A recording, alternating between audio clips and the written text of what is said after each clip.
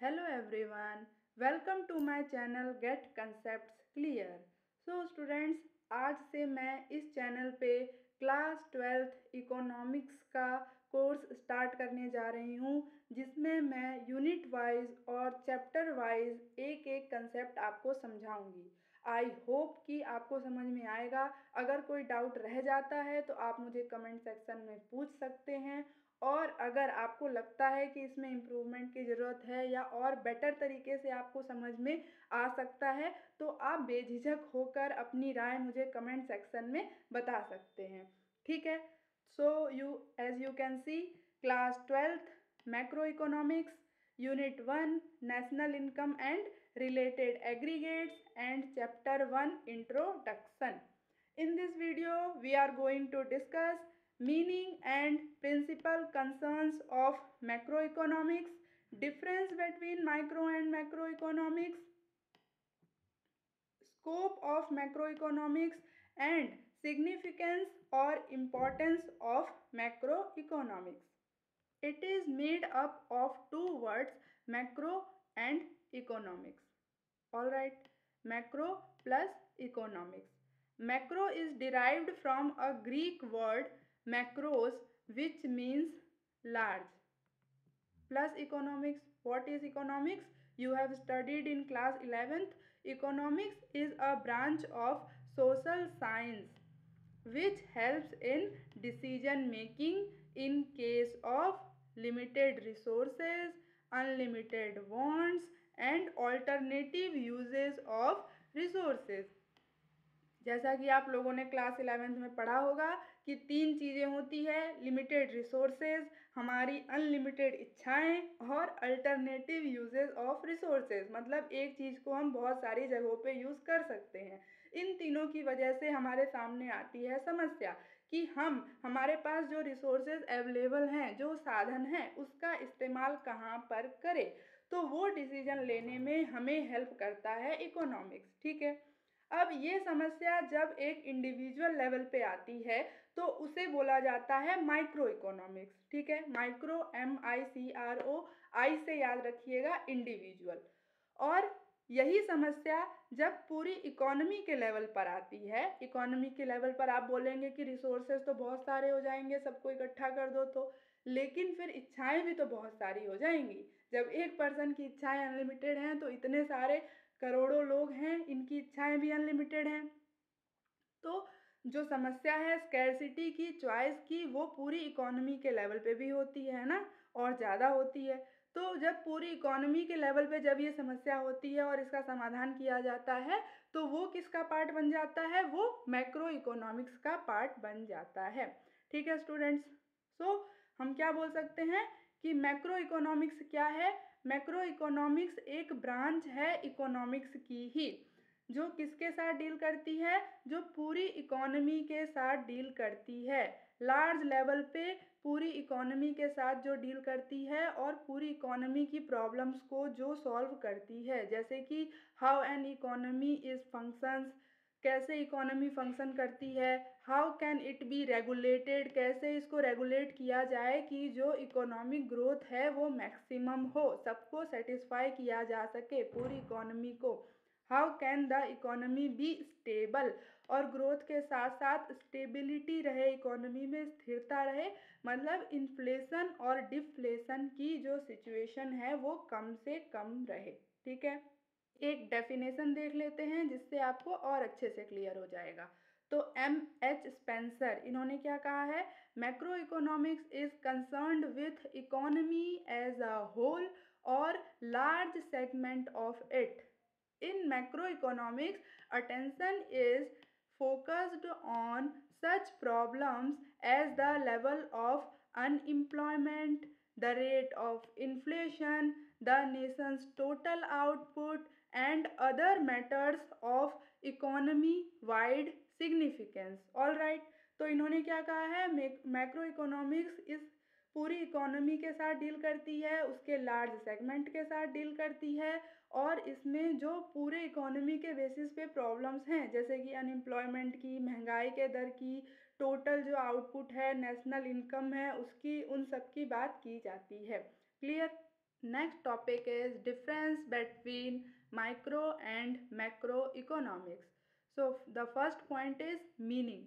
Meaning क्या है? Macro economics की मीनिंग अभी अभी मैंने समझाई है आपको. Macro economics is a branch of economics which deals with the problem of scarcity and choice at the level of the whole economy, while micro also solves the same problem. The problem is the same, the problem of scarcity and choice, but the difference is at the level. It solves the problem at individual level. Derived from microeconomics is derived from Greek word micros, which means small.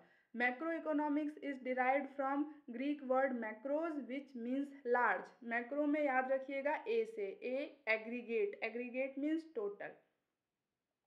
Micro is also known as price theory because the main purpose is to determine the price level.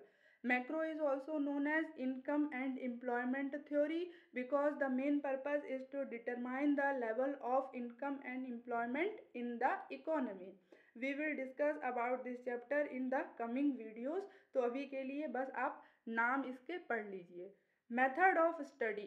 Partial equilibrium. Partial का मतलब क्या होता है? एक part किसी भी चीज़ का, है ना. तो ये कंप्लीट नहीं होती है क्योंकि ये इंडिविजुअल लेवल पे बात करती है, पूरी इकोनॉमी की बात नहीं करती है, इसीलिए इसमें क्या होता है? Partial equilibrium. while in case of macroeconomics there is general equilibrium because it deals with the economy as a whole. Purpose क्या है? पर्पस है माइक्रो इकोनॉमिक्स का कि जो एक इंडिविजुअल प्रोड्यूसर है या इंडिविजुअल कंज्यूमर है उसकी प्रॉफिट को, उसके सेटिस्फेक्शन को मैक्सिमम किया जाए.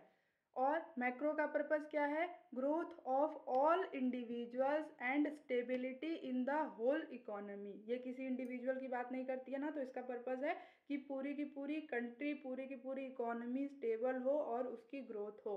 Who takes economic decisions. So इसको आप इकोनॉमिक एजेंट्स भी यहाँ पर लिख सकते हैं कि इकोनॉमिक एजेंट्स कौन होते हैं. जो डिसीजन लेते हैं उन्हें इकोनॉमिक्स एजेंट्स बोलते हैं. माइक्रो में डिसीजन कौन लेता है? एक कंज्यूमर, एक प्रोड्यूसर या एक इंडस्ट्री. तो यहाँ पे इकोनॉमिक एजेंट्स कौन हो गए? एन इंडिविजुअल, कंज्यूमर और प्रोड्यूसर. मैक्रो में डिसीजंस कौन लेगा? इंस्टीट्यूशंस जैसे कि RBI, reserve bank of India, SEBI, securities and exchange board of India.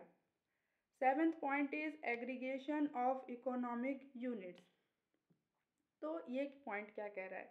Aggregation का मतलब होता है टोटल, और जो मैक्रो है उसमें सिंपल सी बात है, एग्रीगेशन होता है सबको इकट्ठा करके एक साथ लेकर टोटलिटी में बात की जाती है, और माइक्रो में इंडिविजुअल लेवल पे बात की जाती है. बट स्टूडेंट्स, एग्रीगेशन दोनों में होता है. माइक्रो में भी एग्रीगेशन होता है, बस डिफरेंस होता है डिग्री का. यहाँ पे जो एग्रीगेशन है वो लिमिटेड डिग्री में होती है, और यहाँ पे एग्रीगेशन पूरे होल इकोनॉमी के साथ ऑल इकोनॉमिक यूनिट्स को एक साथ लेकर चला जाता है. ठीक है. So there is a limited degree of aggregation in case of micro economics and there is aggregation of all economic units in case of macro economics. For example, जब हम माइक्रो इकोनॉमिक्स पढ़ते हैं तो उसमें मार्केट डिमांड पढ़ते हैं, right. Market demand की बात करते हैं तो उसमें उस पर्टिकुलर कोमोडिटी के जितने भी कंज्यूमर्स हैं उन सबको इकट्ठा ही तो करते हैं, तो एग्रीगेशन तो वहाँ भी हो रहा है, बट वो माइक्रो इकोनॉमिक्स का कंसेप्ट है. वहाँ पे एक लिमिटेड डिग्री में ही एग्रीगेशन हो रहा है. बट मैक्रो इकोनॉमिक्स में हर एक कॉमोडिटी के जितने भी कंज्यूमर्स हैं, टोटल जो डिमांड है उसकी बात की जाएगी कि पूरी इकोनॉमी में टोटल डिमांड कितनी है. उसे क्या बोलते हैं? एग्रीगेट डिमांड बोलते हैं. ठीक है. एक और डिफरेंस का पॉइंट आप ऐड कर सकते हैं, टूल्स. कि माइक्रो इकोनॉमिक्स के टूल क्या होते हैं? Demand and supply. और मैक्रो इकोनॉमिक्स के टूल होते हैं aggregate demand and aggregate supply. Clear. Next topic is scope of macro economics. Scope क्या है? एरिया ऑफ स्टडी क्या है मैक्रो इकोनॉमिक्स का? So the first point is national income. इसमें बात की जाती है नेशनल इनकम की. It deals with meaning, concepts related with national income, various methods and steps involved in calculating national income. Second is theory of employment. Macroeconomics deals with employment, rate of unemployment. It explains the causes, the reasons of unemployment, types, and measures to reduce unemployment rate. Third is money and banking. Macroeconomics deal with the credit creation function by commercial banks. अगर आपको अभी नहीं समझ में आ रहा है कि credit creation function क्या है तो डोंट वरी, ये एक सेपरेट यूनिट है जिसमें हम इसकी डिटेल में पूरी डिस्कशन करेंगे. ठीक है. रोल ऑफ सेंट्रल बैंक ये भी हम पढ़ेंगे. अभी आपको सिर्फ ये देखना है कि स्कोप क्या है. मैक्रो इकोनॉमिक्स के अंदर ये सारी चीज़ें स्टडी की जाती है. ठीक है. Then there are measures to regulate and control money supply in the economy. Economy में मनी की सप्लाई को कंट्रोल करने के लिए आरबीआई और गवर्नमेंट बहुत सारे स्टेप्स उठाती है जिनको हम आगे डिस्कस करेंगे. ये भी किसका पार्ट है? मैक्रो इकोनॉमिक्स का. Theory of general price level. General price level कैसे डिसाइड होता है, इक्विलिब्रियम कैसे एस्टेब्लिश होता है, एक्सेस एंड डेफिशिएंट डिमांड क्या है, एक्सेस एंड डेफिशिएंट सप्लाई क्या है, ये भी स्कोप है मैक्रो इकोनॉमिक्स की. Government budget. गवर्नमेंट बजट का मतलब क्या है, इसके अंदर कौन कौन से कंपोनेंट्स आते हैं. गवर्नमेंट बजट किसको इंडिकेट करता है? It indicates the role of government in managing the economy. Clear. Then there is foreign exchange rate and balance of payments. तो मैक्रो इकोनॉमिक्स जो ग्लोबल इकोनॉमिक इश्यूज हैं उनके साथ भी डील करती है. ग्लोबल मतलब beyond the boundaries, beyond the geographical boundaries of a country. Value of home currency in terms of a foreign currency is called foreign exchange rate. Home currencies हर एक country की अलग अलग होती है. जैसे इंडिया में रुपीज़ है, यूएस में डॉलर है, किसी और देश में पाउंड है, यूरो है, येन है. तो ये जो करेंसीज हैं इनकी वैल्यूज़ जब किसी दूसरी करेंसी में हम डिनोमिनेट करते हैं उसे फॉरेन एक्सचेंज रेट बोलते हैं. ठीक है. So macroeconomics deals with the determination of foreign exchange rate and methods of regulating it.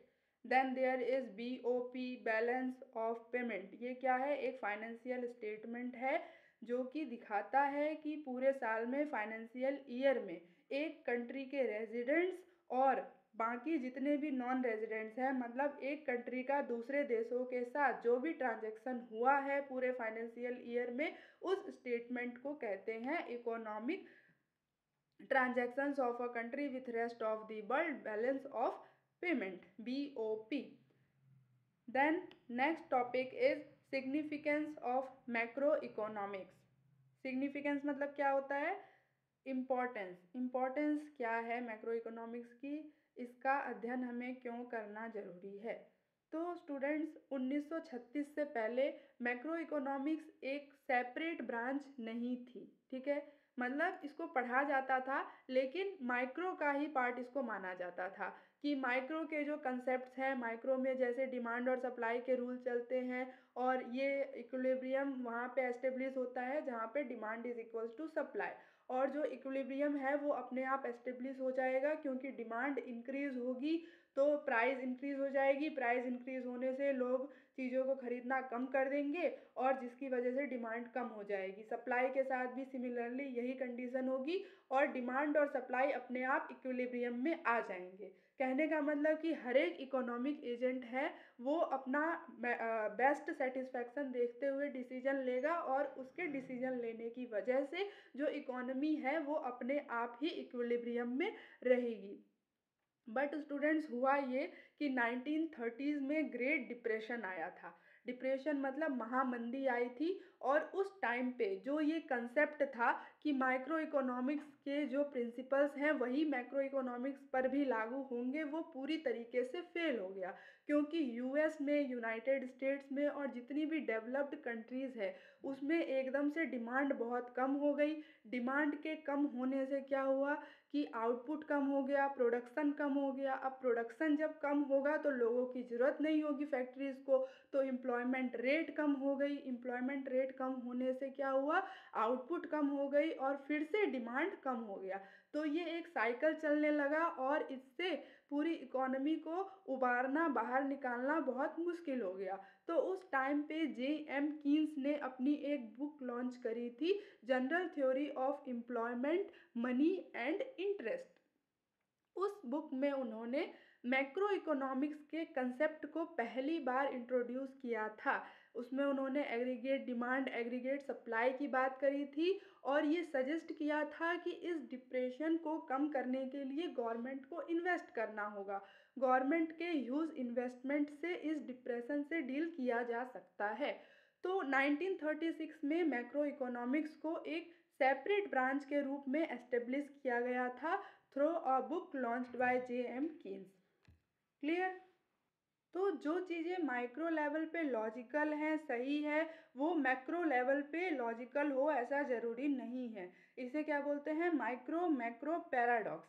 कि जो माइक्रो लेवल पे प्रॉस्पेरस है, अच्छा है, वो मैक्रो लेवल पे खराब है, गलत है। फॉर एग्जांपल सेविंग्स, अगर कोई पर्सन सेविंग्स ज़्यादा करता है तो वो उसके लिए अच्छा है, फ्यूचर में वो ज़्यादा सेव कर पाएगा, ज़्यादा प्रॉस्पेरस होगा। लेकिन पूरी इकोनॉमी के बेसिस पे अगर इकोनॉमी में हर कोई सेव करने लग जाए तो एक्सपेंडिचर कम हो जाएगा, डिमांड कम हो जाएगा, डिमांड की वजह से आउटपुट कम हो जाएगा, एम्प्लॉयमेंट कम हो जाएगा और जो इकोनॉमी है वो डिप्रेशन में चली जाएगी। तो मैक्रो इकोनॉमिक्स के हिसाब से सेविंग्स अच्छी चीज़ नहीं है, जबकि माइक्रो इकोनॉमिक्स के हिसाब से सेविंग अच्छी है। क्लियर? तो मैक्रो इकोनॉमिक्स का इसलिए स्टडी करना इम्पॉर्टेंट है। अब पॉइंट वाइज देख लेते हैं। First point is it explains the features of an economy. Macro economics बताती है कि पूरी इकोनॉमी के क्या क्या फीचर्स हैं, उसकी नेशनल इनकम क्या है, रेट ऑफ अनएम्प्लॉयमेंट क्या है, इन्फ्लेशन की रेट क्या है। ठीक है, ये सारी चीज़ें हमें मैक्रो इकोनॉमिक्स से पता चलती है, इसलिए ये इंपॉर्टेंट है। Then it helps foreign investors in decision making. Foreign investor जब किसी दूसरी कंट्री में, फॉरेन कंट्री में इन्वेस्ट करता है तो इन्वेस्ट करने से पहले वो एनालिसिस करता है। इस एनालिसिस में मैक्रो इकोनॉमिक्स उसकी हेल्प करती है। It helps government and central bank in framing policies, कि अभी प्रेजेंट में इकोनॉमी की क्या कंडीशन है उसका पता लगाने के लिए मैक्रो इकोनॉमिक्स हेल्प करती है सेंट्रल गवर्नमेंट को, रिजर्व बैंक ऑफ इंडिया को, और जो पॉलिसीज़ हैं, प्लान्स हैं, वो फिर उसके अकॉर्डिंग बनाए जाते हैं ताकि इकोनॉमी में ग्रोथ हो, डेवलपमेंट हो और इकोनॉमी स्टेबल भी रहे। Then it deals with global economic issues जैसे कि foreign exchange rate, position of balance of payments, position of imports and exports, किसी कंट्री का इंपोर्ट बढ़ रहा है या कम हो रहा है, एक्सपोर्ट की क्या कंडीशन है, जो बैलेंस ऑफ ट्रेड है, एक्सपोर्ट माइनस इंपोर्ट, वो पॉजिटिव में है या नेगेटिव में है, ये सारी चीज़ें मैक्रो इकोनॉमिक्स से पता चलती है। Then movement of FDI, foreign direct investment, it is also a part of macroeconomics. Fifth point is it helps in understanding performance of a country. किसी इकोनॉमी की परफॉर्मेंस को अगर आप पता लगाना चाहते हैं कि ये इकोनॉमी कैसा परफॉर्म कर रही है, जैसे कि आपके परफॉर्मेंस का पता कैसे चलता है, आपके रिपोर्ट कार्ड से चलता है, वैसे ही एक इकोनॉमी के जो परफॉर्मेंस है, उसके जो भी डिसीजंस वहाँ लिए गए हैं उसका क्या इम्पैक्ट पड़ा है, पास्ट में उसने किस तरीके से ग्रोथ करी है, कौन कौन से उसमें चेंजेस आए हैं, ये सारी चीज़ें मैक्रो इकोनॉमिक्स की हेल्प से पता चलती है। ठीक है? Macroeconomics helps in understanding the performance of an economy. It helps in understanding the structural changes like changes in occupational structure, contribution of primary, secondary and service sector in the economy. Sixth point, it helps to prevent environmental degradation. How? Because it indicates the loss due to environmental problems in economic terms, in monetary terms. इससे हमें पता चलता है कि जो environment में damages हो रहे हैं उसकी वजह से इकोनॉमी पे क्या असर पड़ रहा है, उसकी इकोनॉमिक वैल्यू क्या है, क्लाइमेट चेंज की और भी जो इन्वायरमेंटल में प्रॉब्लम आ रही है जैसे पॉल्यूशन, उन सब की वजह से इकोनॉमी पे क्या असर पड़ रहा है, इसका पता लगता है इकोनॉमिक टर्म्स में, मॉनेटरी टर्म्स में। तो उसको दूर करने के लिए, उसको कम करने के लिए फिर गवर्नमेंट और जो इंस्टीट्यूशंस है वो डिसीजंस लेते हैं, स्टेप्स उठाते हैं और इन्वायरमेंट को प्रोटेक्ट करते हैं। ठीक है? तो इस तरीके से इन्वायरमेंट को प्रोटेक्ट करने में भी हेल्प करती है macro economics. Clear? So this was all about today's video. I hope that the concepts are clear, but in case of any doubt you can ask me in the comment section. If you have any suggestion for improvement, then you can tell me in the comment section. Alright.